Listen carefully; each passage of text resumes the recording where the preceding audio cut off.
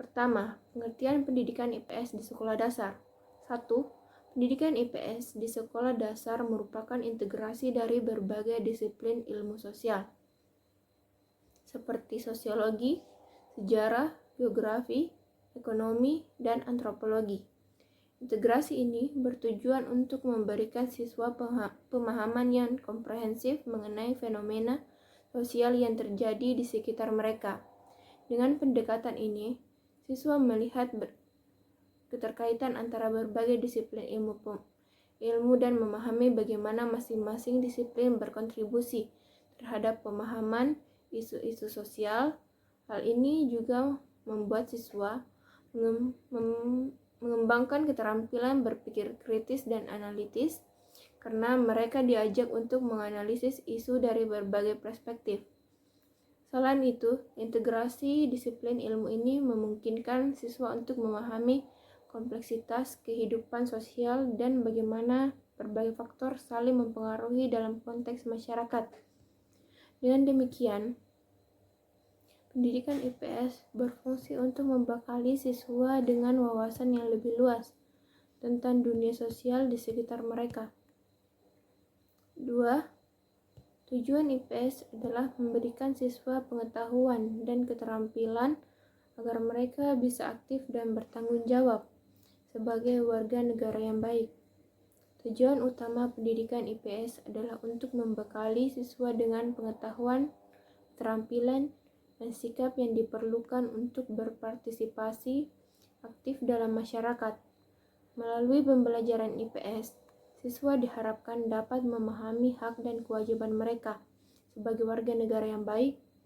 Pendidikan IPS juga bertujuan untuk menumbuhkan kesadaran siswa tentang isu sosial yang relevan dan penting dalam kehidupan sehari-hari.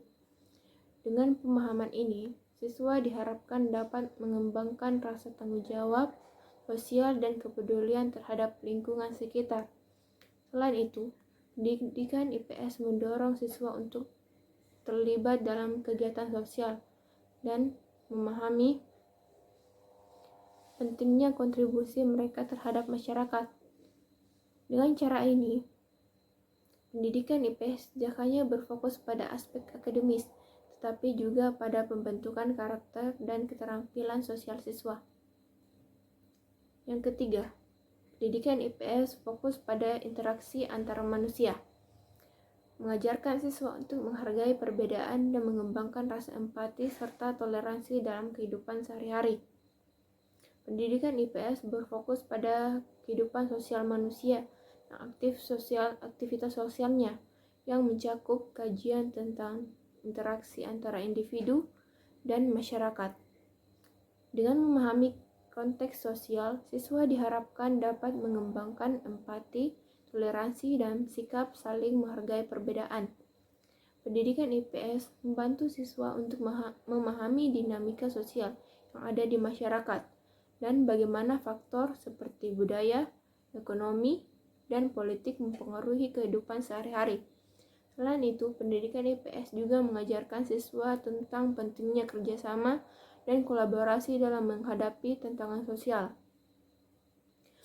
Melalui pembelajaran yang berfokus pada konteks sosial, siswa dapat belajar untuk menjadi individu yang lebih peka terhadap isu sosial dan lebih siap berkontribusi dalam menciptakan masyarakat yang lebih baik. Dengan demikian, pendidikan IPS berperan penting dalam membentuk karakter dan kesadaran siswa. Yang kedua, pengembangan pembelajaran IPS di sekolah dasar. Urgensi pengembangan pembelajaran ilmu pengetahuan sosial di sekolah dasar sangat penting karena dapat membentuk karakter siswa melalui penanaman nilai-nilai sosial seperti toleransi dan empati. Selain itu, pembelajaran IPS membantu siswa memahami isu sosial yang ada di masyarakat sehingga mereka siap berkontribusi sebagai warga negara yang aktif. Dengan pengembangan yang tepat, pembelajaran IPS juga dapat meningkatkan keterampilan sosial dan berpikir kritis siswa yang sangat dibutuhkan dalam kehidupan sehari-hari. Contoh kasus yaitu pergaulan negatif. Pergaulan negatif adalah interaksi sosial yang dilakukan oleh individu atau kelompok yang melanggar norma-norma sosial, etika, dan hukum yang berlaku. Dalam konteks siswa sekolah dasar, pergaulan negatif dapat mencakup berbagai perilaku yang merugikan diri sendiri dan orang lain. Yang pertama contohnya itu bully. Bully di sekolah dasar adalah fenomena yang semakin sering terjadi dan dapat memberikan dampak yang merugikan bagi korban. Tindakan bully dapat berupa fisik, verbal, atau sosial. Bully fisik melibatkan tindakan seperti memukul atau mendorong, sedangkan bully verbal mencakup ejekan, penghinaan, dan ancaman. Bully sosial berfokus pada pengucilan atau penyebaran rumor yang merugikan reputasi seseorang. Bully menunjukkan bahwa seringkali dilakukan secara berkelompok, di mana sekelompok siswa yang menyerang satu siswa yang dianggap lebih lemah. Hal ini menciptakan suasana yang tidak aman dan menakutkan bagi korban.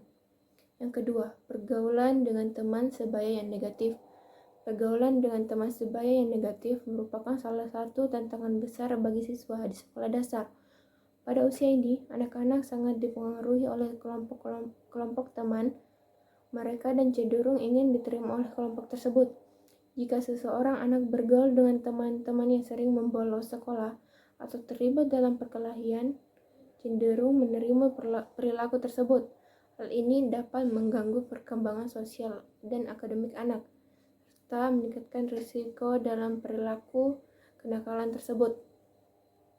Yang ketiga, membuat keributan di kelas adalah bentuk perilaku negatif lainnya yang sering terjadi di kalangan siswa sekolah dasar.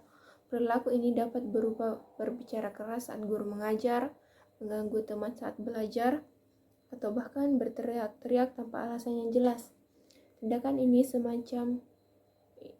semacam ini tidak hanya mengganggu proses belajar mengajar, tetapi juga menciptakan suasana kelas yang tidak kondusif bagi perkembangan akademik siswa lainnya.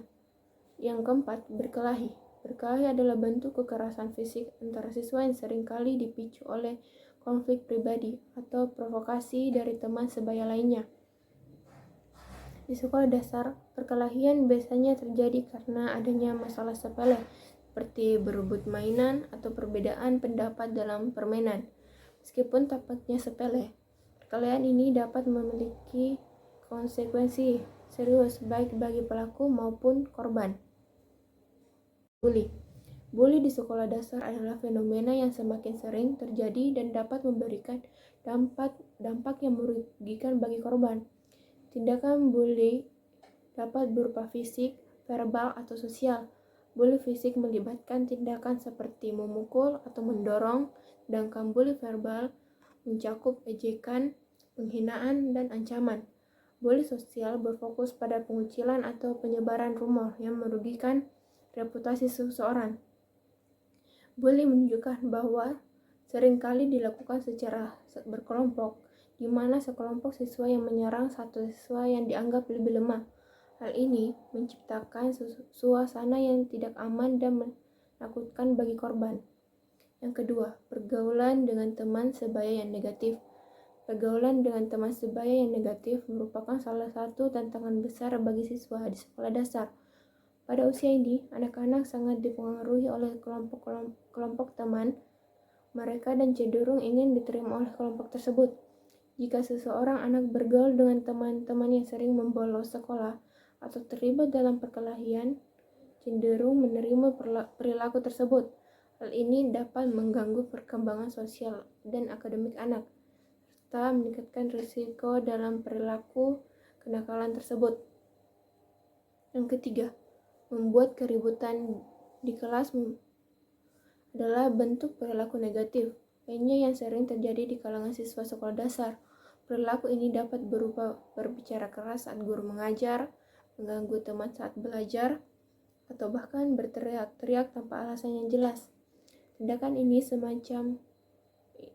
semacam ini tidak hanya mengganggu proses belajar mengajar, tetapi juga menciptakan suasana kelas yang tidak kondusif bagi perkembangan akademik siswa lainnya. Yang keempat, berkelahi. Berkelahi adalah bentuk kekerasan fisik antara siswa yang seringkali dipicu oleh konflik pribadi atau provokasi dari teman sebaya lainnya. Di sekolah dasar, perkelahian biasanya terjadi karena adanya masalah sepele, seperti berebut mainan atau perbedaan pendapat dalam permainan. Meskipun tampaknya sepele, perkelahian ini dapat memiliki konsekuensi serius baik bagi pelaku maupun korban. Penanganan pergaulan negatif. Yang pertama, edukasi tentang pergaulan negatif. Pembelajaran IPS dapat digunakan untuk memberikan edukasi mengenai dampak buruk dari pergaulan negatif dengan menggunakan metode seperti studi kasus atau video dokumenter. Siswa dapat memahami konsekuensi dan tindakan mereka, sehingga mereka dapat membuat pilihan yang lebih bijak. Yang kedua, peran orang tua dan guru. Orang tua dan guru memiliki peran penting dalam mengawasi dan membimbing anak mereka. Komunikasi yang baik antara orang tua dan guru dapat membantu dalam memantau aktivitas anak dan memberikan dukungan yang diperlukan. Orang tua harus aktif terlibat dalam pendidikan anak dengan menjalin kerjasama dengan sekolah untuk mencegah pergaulan bebas. Yang ketiga, pembentukan karakter. Pendidikan IPS juga berfokus pada pembentukan karakter siswa melalui penanaman nilai-nilai sosial seperti toleransi, empati, dan tanggung jawab. Dengan karakter yang kuat, siswa lebih mampu menolak pengaruh negatif dari lingkungan sekitar. Keempat, lingkungan sekolah yang positif. Sekolah harus menciptakan lingkungan yang mendukung dengan menyediakan kegiatan ekstrakurikuler yang positif. Ini membantu siswa untuk mengalihkan perhatian dari pengaruh buruk di luar sekolah dan mengembangkan keterampilan sosial yang baik. Pengembangan keterampilan sosial melalui metode pembelajaran aktif seperti diskusi kelompok dan proyek kolaboratif, siswa dapat belajar dari pengalaman satu sama lain dan mengembangkan keterampilan sosial yang diperlukan untuk berinteraksi secara positif dengan teman sebayanya. Karakteristik pembelajaran IPS di sekolah dasar. Mata pelajaran IPS yang mengkaji tentang kehidupan sosial masyarakat memiliki karakteristik dalam proses pembelajaran yang dilaksanakan. Karakteristik pembelajaran IPS yaitu mengaitkan teori ilmu dengan fakta atau sebaliknya. Penilaian pembelajaran IPS bersifat komprehensif, mengutamakan peran aktif siswa melalui proses belajar. Program pembelajaran disusun dengan meningkatkan atau menghubungkan bahan-bahan dari berbagai disiplin ilmu sosial dan lainnya dengan kehidupan nyata di masyarakat.